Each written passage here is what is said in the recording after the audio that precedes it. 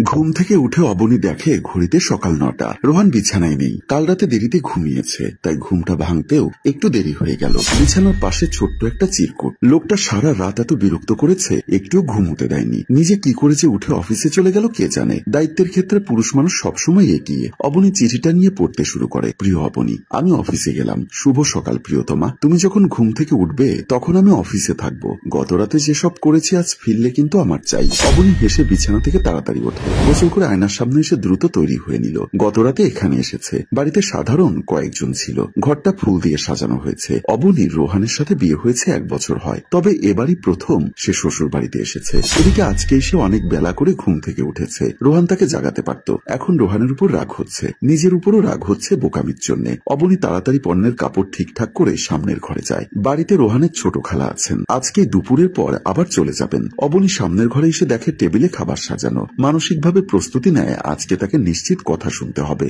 বাড়ির বউ কিনা প্রথম দিনই বেলা করে ঘুম থেকে ওঠে, আর এদিকে টেবিলে নাস্তা বানাতে হয় অন্য মানুষকে। এসব এখনকার সমাজে অস্বাভাবিক কিছুই না। অবনী বুঝতে পারে না কে নাস্তা তৈরি করলো। যেহেতু রোহানের মা হাঁটাচলা করতে পারে না, তিনি 7 বছর ধরে বিছানাবন্দি জীবনযাপন করছে। অবনী চুলটা খোপা করে রান্নাঘরের দিকে যায়। না, সেখানে কেউ নেই। রান্নাঘর থেকে বের হতে যাবে তখনই দেখে রোহানের বাবা গামছা দিয়ে হাত মুখ মুছতে মুছতে অবনীর সামনে এসে দাঁড়ায়। অবনী থতমত খেয়ে বলল, বাবা, সকাল থেকে মাথা ব্যথা, তাই বিছানা থেকে উঠতে দেরি হলো। রোহানের বাবা হেসে বললেন, সমস্যা নেই মা, নাস্তা বানানো হয়ে গেছে। তুমি এক কাজ করো, আগে ডাকো তোমার খালাকে, আর তুমিও খেতে এসো। আর হ্যাঁ শোনো, খাবার আমি তৈরি করেছি, তাদের কাছে সেসব বলতে চেও না। বোঝই তো কত মানুষের কত মন্তব্য থাকে। অবনী বলে, ঠিক আছে বাবা, আমি যাচ্ছি। একবার আম্মার ঘরে যাই। আম্মাকে খুব ভোরে ওষুধ খেতে হয়। অবশ্য ওষুধ দিয়েছে বাবা, তারপরও একবার খোঁজ নেই, জিজ্ঞাসা করি কিছু লাগবে কিনা। আর পাশে থাকা খালা শাশুড়িকে খাবার টেবিলে আসতে বলি। অবনী সবার সাথে টেবিলে বসে আছে। তখনই রোহানের খালা বলে, ইচ্ছা ছিল সকালে বউয়ের হাতের বানানো নাস্তা খাবো। তখনই অবনীর শ্বশুর উঠে বলে, সেই সকালে বৌমা উঠেছে, তুমি বাড়িতে আছো তাই সব খাবার তোমার পছন্দ মতো বানিয়েছে।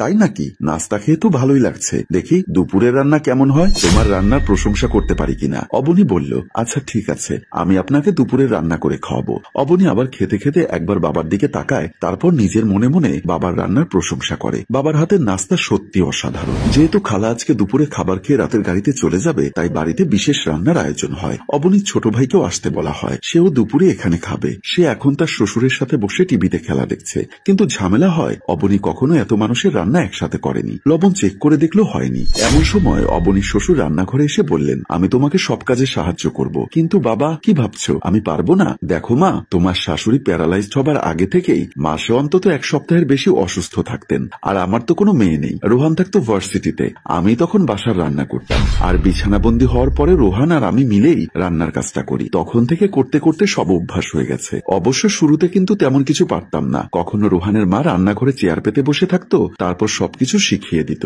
অবনী শোনে বাবার কথা। বাবার রান্না নিয়ে আসলে দারুণ সব অভিজ্ঞতা। নতুন নতুন আইটেম রান্না করা হয়। মাংসের 2টো পদ, মাছ 2 রকমের, পোলাও সাথে ফিরনি। দুপুরে খাবার টেবিলেও অবনীর রান্নার প্রশংসা হলো। রোহান দুপুরে চলে আসার কথা ছিল, কিন্তু পারল না। অবনী আর 1 পিস মাছ তুলে দিতেই খালা বলল, হয়েছে, আর খেতে পারছি না। কেন খালামণি, আমার রান্না কি ভালো হয়নি? কি হলো? আমাদের বৌমার রান্না তোমার ভালো লাগেনি মনে হয়? আমাদের বউ দেখছি ভালোই রান্না করে। আমি একটু বেশি খেয়ে ফেলেছি, আর খেতে পারছি না।